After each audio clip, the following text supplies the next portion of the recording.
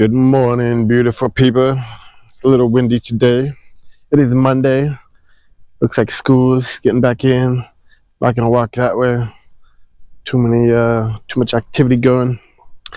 But today is day 25. Today is day 25. We made it all the way to day 25. Pretty crazy. And let's start with the quote. To thine own self be true, by William Shakespeare. Very famous quote. Some words in there, you're like, okay, you're talking, crazy old language. Yeah. What it means, be true to yourself, basically. You have to hold your word. You have to be true to who you are, who you want to be, and what direction you want to go. Be true to yourself, regardless, in the moment, if that's not what you're wanting to do, regardless, in the moment, you don't know what to do, just continue, just move. When I made this little challenge of mine, it was something that I don't necessarily want to do, but it's what I need to do. I need to go for a walk every morning. I need to get up and move around a little bit. I need to get up and get some thoughts going and talk and make content instead of sitting there normal where I was just getting up and I was just scrolling on the, Twitter and crypto world and stuff and just sitting there consuming content instead of creating content. So the first part of my day today now is being a creator, creating things, regardless of if I have one person watching or 10,000, it didn't matter. What mattered was I wanted to do this. I said I was going to do this, and I'm doing it. That's all that matters, right? And what does that do? What does that do to yourself? It's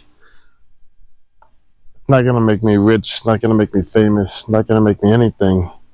It's gonna make me confident in me doing something that I said I was gonna do. And now I have exactly that. I have my word. I have my word with myself. I can be true to myself. The cool thing is, in a few years, I can watch all these videos I post on YouTube and, get a little bit insight of start my day off right? Let's talk about health, fitness. We're going to be talking about changes.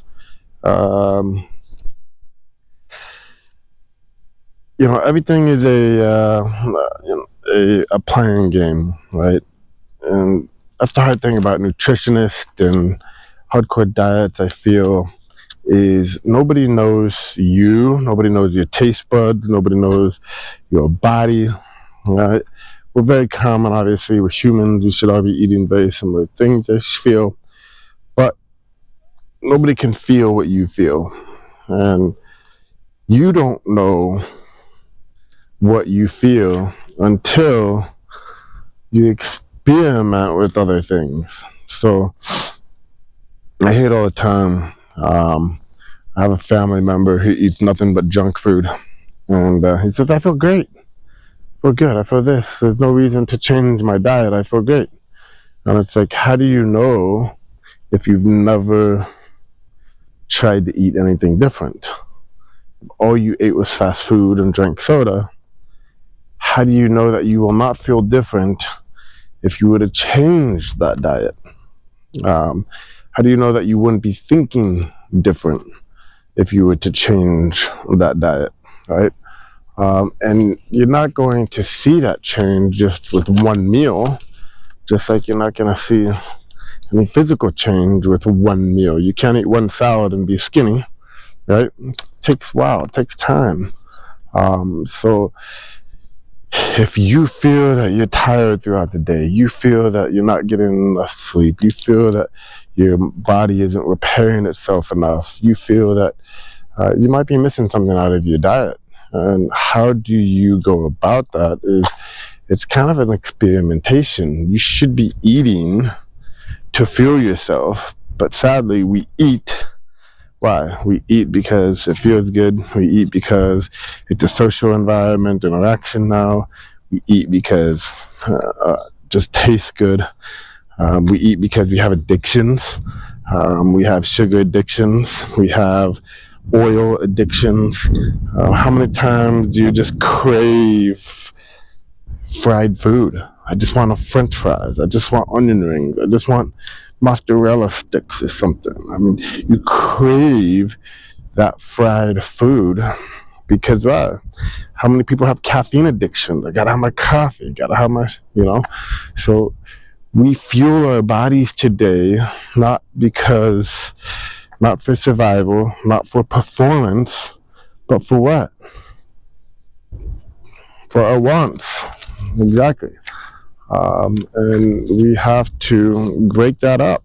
And how do you do that? It's trial and error, and it's not easy. To break a caffeine addiction, to break a nicotine addiction, to break any type of addiction, alcoholic addiction, you have to go through some difficult times before you get to the better times, right? And what is the difference between getting through and not getting through? And that is what? Holding your word. That is absolutely holding your word. That is exactly how you get through those difficult times, because you have a vision, you have a clear path. You're listening to yourself saying, I don't want to do this anymore. I'm not going to do this anymore. I know I'm not going to do this anymore. That's how you get rid of that stuff. And anything's possible. If you really know you can do it, you want it, you'll achieve it. Somehow, somewhere, it will happen. Let's talk crypto. We're going to talk about security tokens. What are security tokens? We have a whole new asset class that's going to come. It's already kind of hyped, but it's going to get way bigger, I feel. That's called the RWA. That stands for real world assets, or tokenization. We call it tokenization of real world assets. And basically what security tokens are, it's not all security tokens. We're just taking a security. What's a security?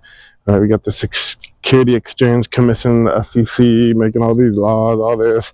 But we have all the securities, and we're basically just changing the vehicle of how they function. That's all we are really doing. We're not changing the security. All right. So, for example, let's just think of a bond, right? We have a bond. How is that bond getting transferred to your name when you buy it, right?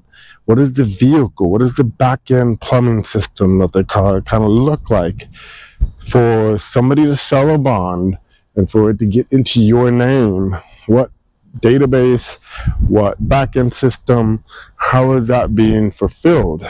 Well, a security token can do that on a blockchain, a public blockchain, transparent there, where you can take ownership, we can put ownership of these securities, put them into a tokenized format, and now they can be traded, tracked, be transparent, owned, and we can have settlement of these trades almost instantly, right? And we can verify it all on a blockchain. Nobody can manipulate the data. Nobody can manipulate the database and add stuff in the past or any of that, right? And also, nobody can really steal it from you. But there are ways that they can blacklist you and do all sorts of things to make you not usable or so forth. But anyway, all we're doing is just changing the vehicle of how it gets transferred. And it's just not securities. We could do this with all the asset classes. We could do this with certificates, with real estate titles, with anything. Anything that's in paper format, a contract format, we could put it as a token, and now we could change the vehicle of how basically investments are made, right? So that is what security tokens are. The issue is implementing, and here's the thing, is we don't need really regulators anymore, because a paper contract, people can just kind of do whatever they want, and then somebody has to, enforce that. Well, we have enforcers now that are digital contracts that won't allow things to happen because it's in a digital format. Imagine, trying to type something in the wrong slot of a computer. The computer just doesn't allow you because it just doesn't work like that. That's how it works today. Instead of, in the paper world, real world, you can just kind of do whatever you want until you get caught, right? Until the enforcements come after you. Well, today we have enforcers, and those enforcers are the blockchain itself. And if it doesn't fit, doesn't work, doesn't happen, it just doesn't allow it. It's just not going to. Basically, the transactions that you're trying to make are just going to fail and not going to succeed. You're not going to be able to put that data onto the blockchain at all. So, with security tokens, we are going to have a massive, massive wave of security tokens over the next couple of years. This is my most bullish investments right now. So if you really wanted to get into crypto, wanted to know what to invest in, I highly suggest getting into the ecosystem of security tokens and real world assets. Peace.